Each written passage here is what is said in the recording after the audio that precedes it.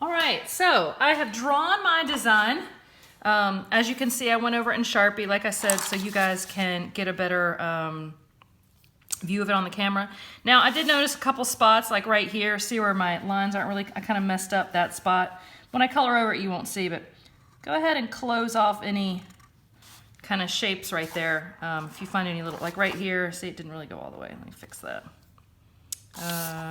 All right, I think that's it. So what you're gonna do is, this is still in 4 pieces, okay? So what you're gonna do is, you're gonna color each of the 4 with a different color scheme. Now, by the time we've got to this point, we have gone through several color schemes, okay? So you've got,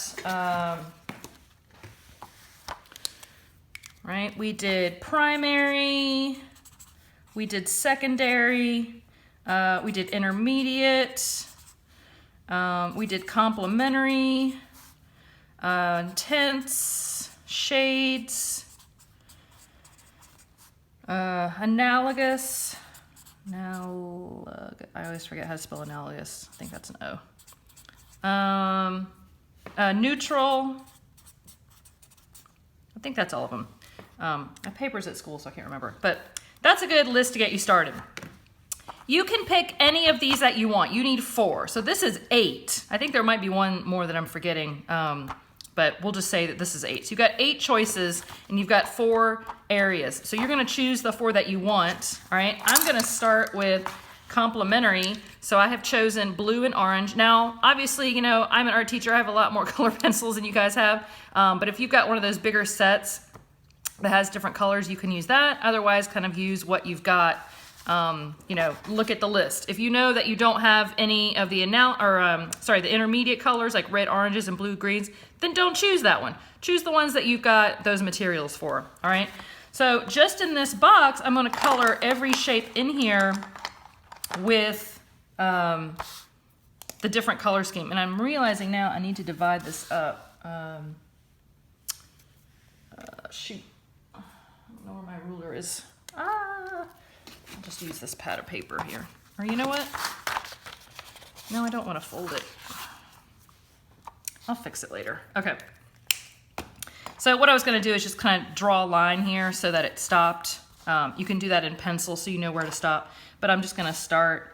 And again, I chose complementary. So my complementary color pair was orange and blue. So just basically, just within this quadrant, I'm only going to use oranges and blues.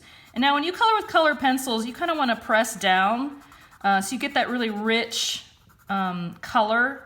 Some of you guys, I think, have crayons instead of colored pencils. Crayons would totally be fine as well. I might switch over to another blue for this guy. But you don't want to color like this where you can just barely see it. And it helps to put, like I've got a little board under my paper here. Put an extra couple sheets of paper under there, something like that, so that when you press down, it actually is a little easier on your hand if you've got some sort of a surface underneath your paper. You know, so if you're working on a desktop, put a couple of sheets of paper under there. It makes it a little bit of a better surface. The pencil shows up a lot better. And I'm just going to color a few squares with this. So basically, like I said, you are going to choose 4 different color schemes that you want. And each corner, so you've got 4, you know, quadrants that you drew, right? Each one's going to be a different color scheme. So I've chosen this block to be complementary. I have to look at my pencils and see, but I think I might do tints next in this one. And then maybe primary colors here. And then I don't know about the 4th one yet, but I'll let you know as I get going. So make sure it looks like a solid mass of color, right? You don't want to see any of the white paper showing through. That's just going to make it look really, really good, and the colors look really, really rich and bright, because that's what we want. All right, so let's get started.